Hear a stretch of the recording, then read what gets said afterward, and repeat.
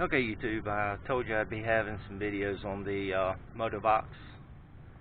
Well, here it is. This is what I had to wind up doing with the gas tank. Right now it's testing purposes only on that part until I can get a new mount for the fuel tank or a Predator 212. Now, I showed you in the other video where I had actually mounted this underneath. It completely misses the fan, and yes, I did have to change the motor. The other motor was something was messed up with it. It won't running right. It was actually backfiring through the carburetor and through the exhaust. So I'm thinking whoever had the previous motor didn't know what they were doing. So what I wound up doing was putting this on there. It's a GX160 5.5 with a governor bypass on this one. I didn't do the actual delete on it for time reasons and cost reasons. I didn't have enough money to actually get a new gasket set for this engine, so that'll be something to do later on down the road. Now, as you can see, when I twist the throttle, everything moves freely, no problem. Yes, I did put a new piece of fuel line on there, and everything works great. I have done a top speed test on this at its current setup. Runs about 27.5 miles an hour, and before you blast me about the mud on here, yes, I have gone off-roading with it. We have an area down here some of the kids call the pit, and basically it's just, you know, four-wheeler trails. That's where I'll be heading today. Me and my girlfriend, we're just sitting over there a little out of the camera, but she is a little camera shy. As you notice, I do have the centrifugal clutch on here. I have not gone with the CVT Comet torque converter, or what they call the copy of the Comet torque converter, torque averter to be precise. But sorry, tongue-tied.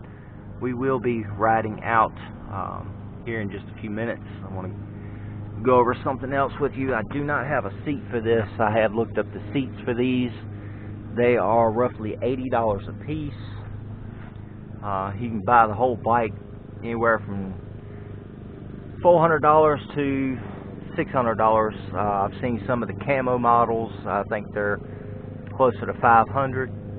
This is the standard, quote-unquote, version of this. I do have the 80cc 79.5cc motor that come off of it.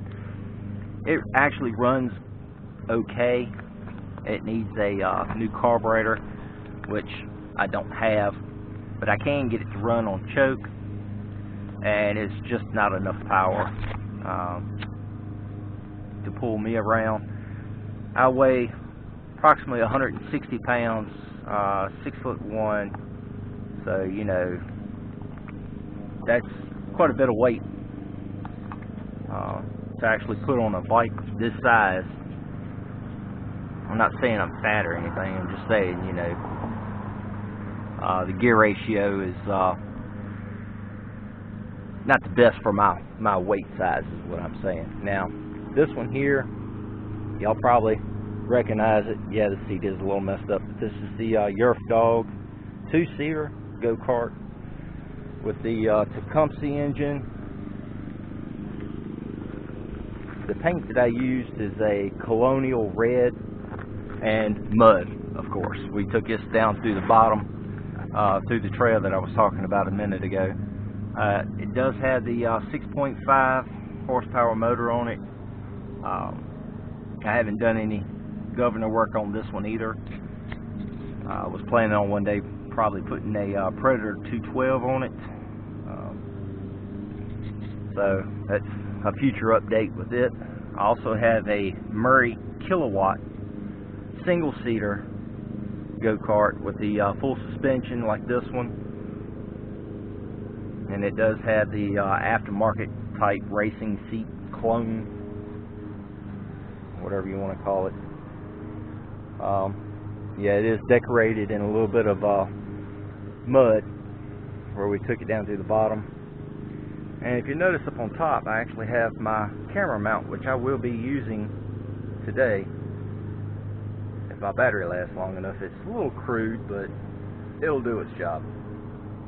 So we'll see you in just a little bit when we're on the trail.